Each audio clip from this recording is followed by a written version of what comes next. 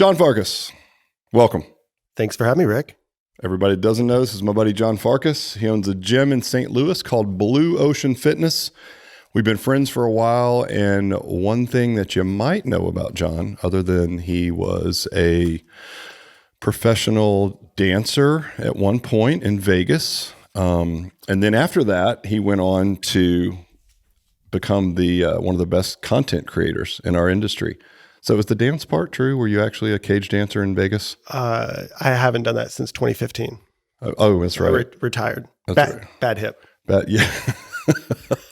Bumping and grinding, man, that's tough for your hips. It's amazingly I paid my way taxing. through college that way, and it's like working for dollars is just not the way to go about it. It sounds glamorous. No judgment here. Okay, glad to hear it. But anyway, man, I'm glad to have you. Welcome.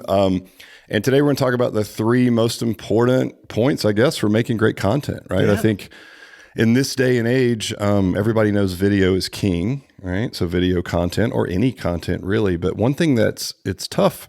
I mean, just creating content is one thing, but if your content sucks, you're not going to get any engagement. And you know how this conversation goes because you coach a lot of people and you teach courses on how to create content, right? And people will say like, well, I did a few Facebook posts, or I created these email campaigns and they didn't work. Or I did a couple of videos, I didn't get anything from that. So I'm not that, like, video doesn't work for me, or Facebook ads don't work for me, or this content doesn't work for me, right? And you've probably heard that, right? All the time, every day. Yeah, and it's really not that it doesn't work. It's just that most people suck at it. Would you agree with that as well? Yeah, unfortunately in today's world, the posting cat videos just isn't going to cut it anymore. Damn it. I love cat videos. It was cool when it did, but anymore that's just not enough.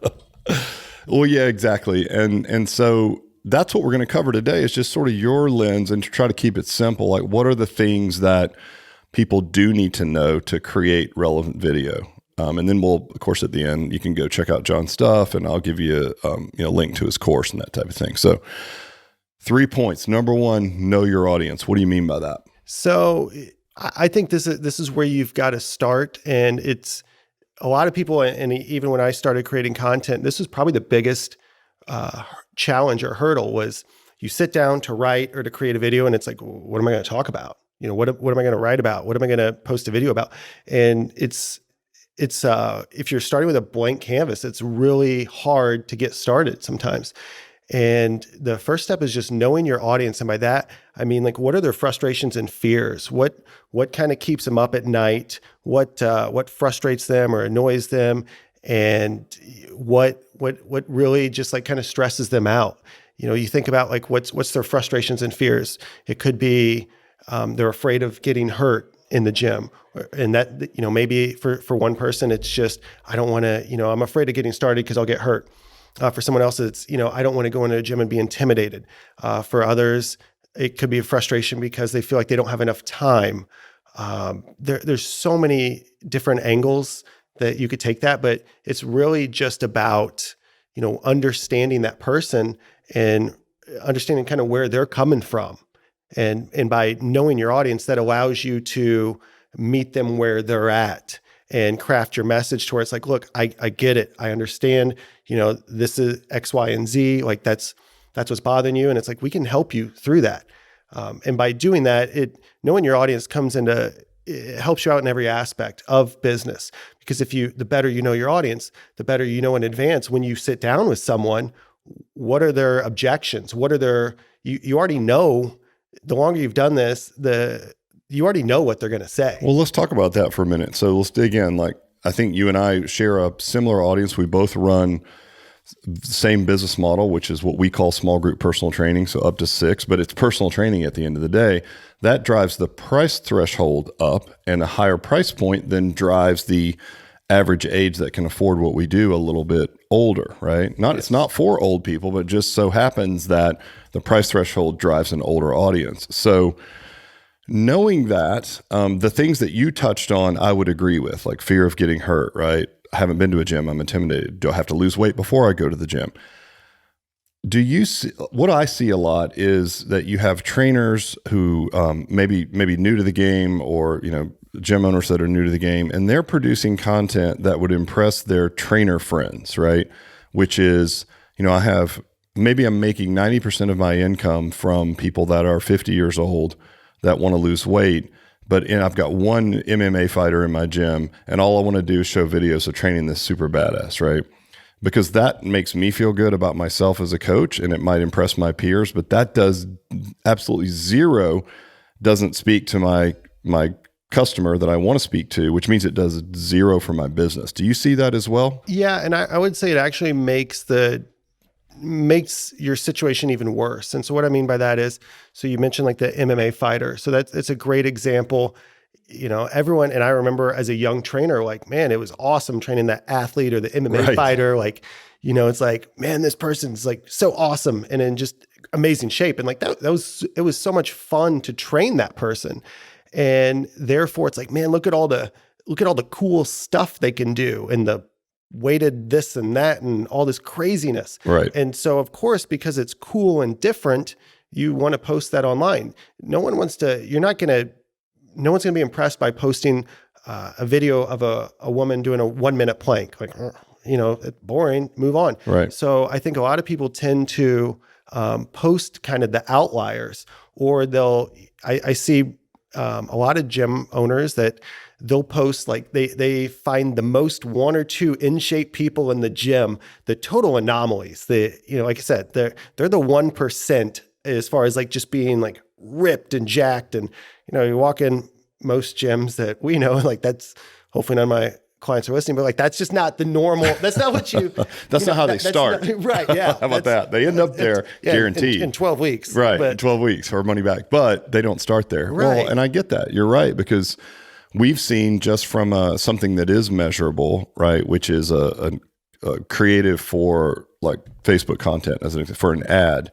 And if we split test a picture of someone who's super fit versus some people who are on a journey to being fit, but maybe aren't, there yet, is through the lens of the public eye, like, oh, I want to look exactly like this person, like a super aspirational picture. The pictures of like what I would say in air quotes, normal people get way more engagement. So, you put it out there and you're like, wow, I'd really like to show everybody in my gym, in the public that everybody in my gym is like super buff, right? But that's not the facts. And the problem is that doesn't speak to your core customer that needs you more than anyone, who's going to stay at your gym for 36 months and pay you $300 a month, right? They don't see anyone that looks like them. And so they automatically assume like I have to get in shape before I go there, or that's not me, or that program's going to be too advanced for me, whatever that is. Or I'm going to feel intimidated there because everybody's already in shape, And so, what would you say then? Like knowing your audience is about knowing that customer avatar, right? It's definitely about knowing that customer avatar, and kind of piggybacking on what you just said.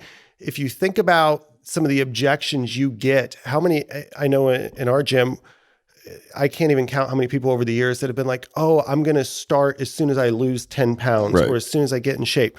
So if you think about like the normal person, and that's your target audience, that person that's intimidated, that they want to get in shape before they come to your gym, which to us sounds insane, but like that's how people sometimes think.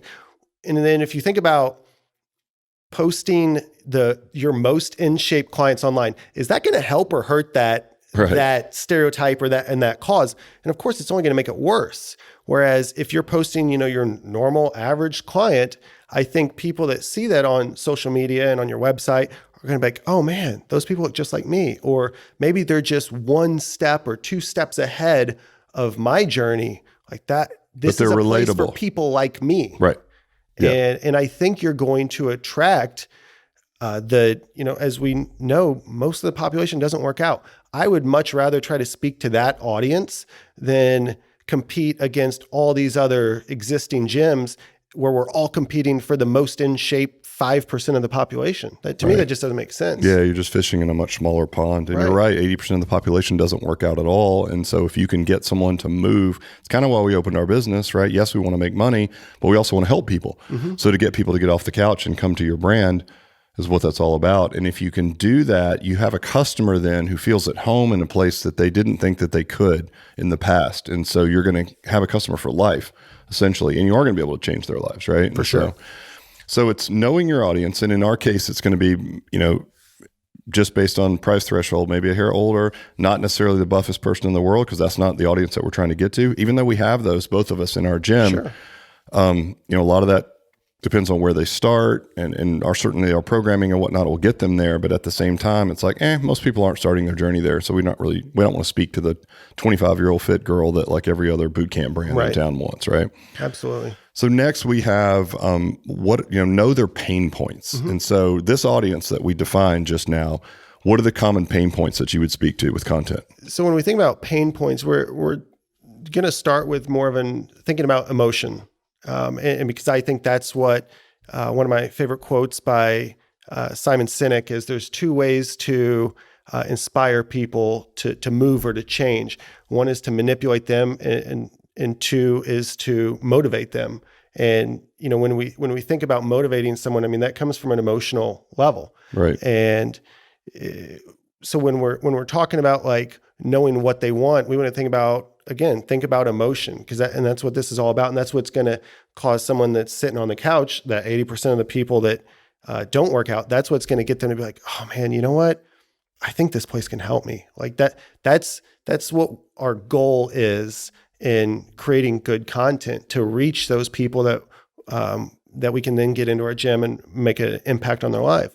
And so we want to start with like thinking about, what are their fears, and just from a fear standpoint, and rattle some off, like dig down. Like, so when you're building content based on the same crowd that everybody would like to train because they pay the longest and stay the longest and can get the most benefit, what are their exact pain points? So, like name a few. So the pain point would be, depending on, and again, this is kind of jumping all over the board, but depending on the client that you're sitting down with, pain point could be like, you know what, my daughter's in high school and I want to be alive to walk her down the aisle someday. Right. If it's like, let's just say a guy in his 50s that maybe his doctor's been telling him, he's at high risk for a heart attack. So that's gonna really hit home with him. Or a pain point could be like, you know what, I want to be able to go hiking with my kids or my grandkids or my spouse or whoever when we go on vacation next summer in Colorado. And, I want to be able to hike. And right now I'm so out of shape, like I'd be embarrassed to even try to go for more than like a 5-minute hike. Yep. So those are a couple. It could be. I mean, weight loss is still there too. Weight loss is always going to be. So thinking about weight loss, it could be. My daughter's getting married next summer, and I don't want to be embarrassed in the photos and in my dress, and I want to look good in my dress for my daughter or son's wedding. There's so many. You could talk about like grandparents being like, man, I want to be able to see my grandkids grow up. Right. I think that's, for a lot of our clients, that's a big one that's just kind of starting. For a lot of our clients, they've got kids that, and a lot of our clients are just now becoming grandparents. And it's the idea that, man, I want to see my grandkids grow up over the next 20, 30 years. And they know that they've got to stay active in order for that to happen. Yeah, no, I agree. It's funny when you talk about the emotional side of it. There was, in the book Switch from Dan and Chip Heath, they talk about like the elephant and the rider, right? And the rider is like your logical brain and the elephant is like your emotional brain. Right. And they're like, the rider controls the elephant to a certain degree, but at the end of the day, the elephant does what the elephant wants to do. Meaning like you're going to follow an emotional response to something, right? Well, when you think about just on that in the great book, how many clients have we talked to over the years, or how many people have said like, yeah, my doctor's told me I need to lower my blood pressure for the last 10, 20 years. How many people actually do it? Right. I don't know. It's always an event. Like I went on a vacation, I came back, I saw a picture of myself. That's it. I went on a hike. I couldn't keep up. My whole family went out the next day without me because there's no way I could do back-to-back days because I was exhausted. Right. So it's always some kind of a pain, but the pain is like what we see is literally like physical pain, right? Emotional pain around lack of some kind of an appearance. It's usually around weight loss, right? Usually. Yep. Performance, meaning like you said, keeping up with people, right? Being able to do things outside of the gym that, to enhance their life, right? Basically. I mean, that's why we have our motto is like looking good, because that's relative, feeling great. And that means like I can tie my shoes without grunting, right? Or I can keep up with my grandkids or whatever. And then the last one is living life to the fullest, because if I get in shape in the gym, literally everything in my life is going to be better, right? And so we just need to figure out, like, if you're creating content, whether it's an ad or whatever that is, it needs to speak to those pain points. Mm-hmm. Yeah. And you really, the better you understand them, the easier it gets to speak to, the easier it gets to create content. And for us, we know whether it's video or email or really any message, where when we look at it, it's like, oh wow, that was good. What we put out was really good. Is when clients will either say to us in the gym, or they'll send us reply to an email blast, or comment on our Facebook video. And it's like, oh my gosh, like I felt like you were speaking to me. Right. It was, they know it's a message to hundreds or thousands of people, but they'll tell us, it's like, oh wow, it's like, did you write that with me in mind? Like that, to me, that's so cool, is when clients will be like, did you write that email about me? And it's that's a perfect example. Like if you listen to like Donald Miller's storybook, marketing, and he's got some good points, but one of them is the hero of the story has to be the customer. Mm-hmm. So when you tell a story and you craft a story, right, the hero has to be that customer, not you. Correct. And not your business. Yes. No one cares. It has to be, the hero has to be that person. So to your point, if you send out content that gets a response saying, wow, that really spoke to me, you hit the nail on the head, right? Right. We usually, we want to kind of go into like what you just mentioned about Donald Miller. You definitely want to position the story, the client as the hero of the story. And I think in business, a lot of times, fitness is, in my opinion, the worst, but it's when you go to Instagram and you see people just posting like ripped photos of themselves. I'm like, that's not, you're putting yourself as the hero. And that's not, because you're selling really protein powder with your butt. Right. That's different. Totally different. Have nice glutes, buy my protein. So It's probably a different play, but when you're trying to motivate someone who's not familiar with fitness, sure, to come to a physical location, right? You have to craft a story. And before we go on, that's point 3, tell a story, like how to tell a story. So do you have, because I know like movie scripts, they all kind of follow the same story, or like a play or a song. Mm-hmm. And as much as we're like, oh, we like that because it's different, we don't. Our brain likes a familiar format, right? We understand things in certain ways, which was why there's only a few formats for movies, right? Mm-hmm. Or any kind of storytelling. So do you have a basic framework for how to tell a story? We do. And it's like you said, we, as humans, and we've been doing it for thousands of years, like, people like stories, and it's an excellent way to kind of resonate with someone and to get them to, well, the Bible, the most successful book of all times, was a book of stories. Right. That's for a reason, because it's stickier, right? Yes. Yeah. Storytelling works. I mean, you can, we'll, you and I will talk, and it's amazing how like we can talk about stuff from like 10 or 20 years ago, and it's because it was a story that clicked. Right. But yet, I can't remember some stuff I did yesterday. Right. Well, give us the framework. Give us a basic framework for how to build a story. One good framework that we use, and once you kind of understand a lot of how this stuff works, it kind of ruins watching movies, honestly. Because it's like you just know what's going to happen. But so for a lot of our storytelling frameworks that we use is, it's a 5-step framework that we created. That step 1 is just the introduction. And so it's introducing the hero, the problem, you could, if you're thinking about specific to like a 60 or 90 second Facebook video, it could be just kind of like introducing a question. Like, have you ever thought about, I don't know, anything? Like, so step 1, just kind of the intro. Right. Step 2 is then the struggle. And that's the, doom and gloom, just like, painting the, like. We think about it in a movie, it's like there's character development, and that character is going to go through a struggle, right? Yeah. So you think about, so for instance, if we wanted to use, like, and I'm totally doing this off the cuff, a story about Rick building alloy. The introduction to the story could be, once upon a time, there was a man named Rick. And like that might be it. I love this so if you're far. Talking, it's a great story. You should just wait till you hear about this guy. So that could be your intro. And then the struggle was, Rick thought it would be a great idea to open up a gym, and so he did. But he ran into some problems, and clients wanted the same time, and so he upset a lot of clients because in the one-on-one training, he could only work with one person at a time. And that's, and he couldn't afford to hire great trainers because, the clients weren't charging enough. So you're painting this the struggle, that second step, it could be 15 seconds. I mean, it could be 5 minutes, in a movie, it could be 45 minutes. But it goes back to knowing that person, because you need to tell a story that speaks directly to them. So you need to know what their struggles are. Right. Yes. And so when you're using this framework, you're pulling everything from knowing the audience and knowing what they want and where they're at now versus where they're trying to be. So you're using the first two things that we talked about.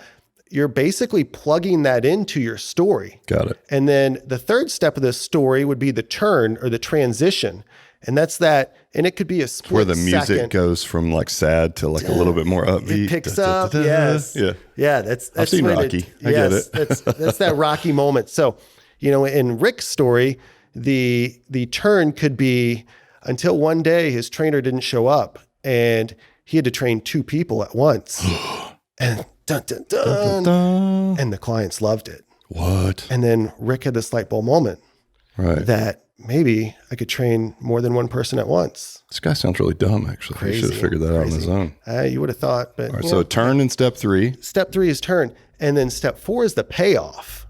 And the payoff is kind of basically everything that was in the struggle. It's now flipping it to like the after or the positive. The result. Yeah, the positive result. The outcome. Yeah. And in Rick's story, the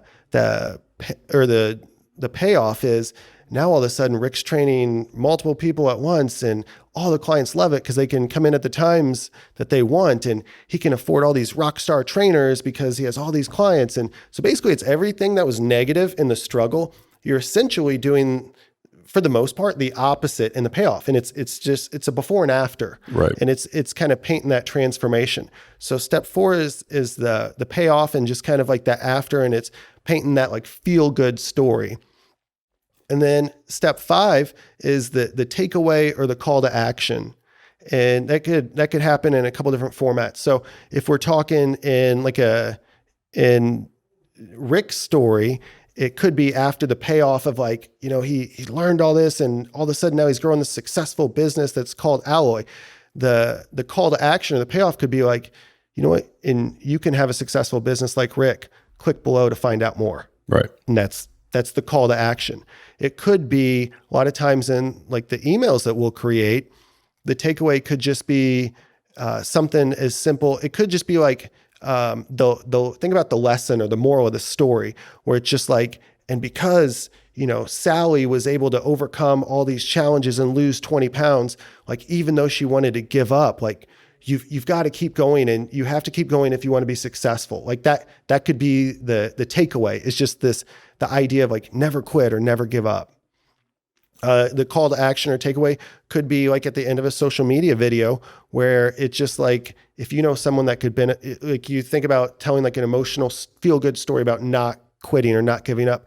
And then at the very end, the takeaway could be, if you know someone that would benefit from listening to this video, please click share below. Right.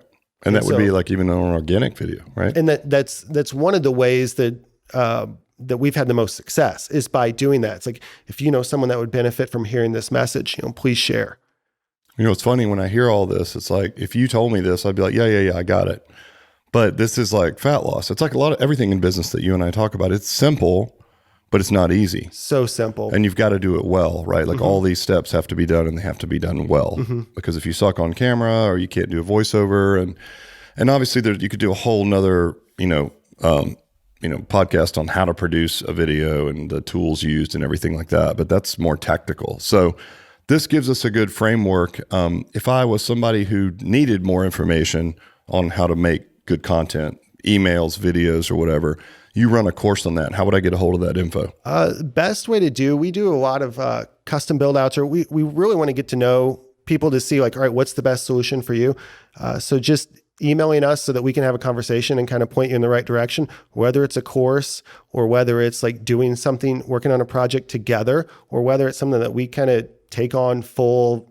We have clients that we work with that like they don't want anything to do with it. They're just like, I know this is what I need, but like, I suck at this. Like, will you just do it? That would be me. Yes. So please just do it. Just do it and send me the bill. So how do they get a hold of you? Best way is just email, which is john@messagingdoctor.com. Messagingdoctor.com. Yes. All right, cool. Listen, I'll put that in the notes as well, but high level stuff, you guys, meaning like super high level, it's not much in the weeds to get it done. But if you know how to make video, that gives you the construct that's going to work every single time. It's sort of like these rules, just like training, right? Push, pull, hip, knee, sure, anti-extension, record, go home. And there's a million ways to do that. But at the end of the day, it always needs to be that. Same thing with this structure overall. Absolutely. Yeah. It's a great structure to follow. Like you said, simple, not easy. You know, if someone was still thinking like, oh man, I mean, that sounds great, but you know, insert whatever excuse or reason you want, you know, best thing I could say is, you know, just start with just go to your audience again. Cause let's go through the three. We'll wrap it up with that, right? Like know your audience, knowing your audience, know their pain points and speak to those and tell a great story and follow the 5 steps that you gave them, right? Absolutely. Cool. Listen, if you guys need more help, reach out to John at Message Doctor. Is that it? Messaging Doctor. Messaging Doctor. And I'll post all that stuff in the notes. Appreciate you, man. Glad you came to visit. Look forward to the rest of the weekend. Absolutely. See you guys. Talk to you next time. Bye.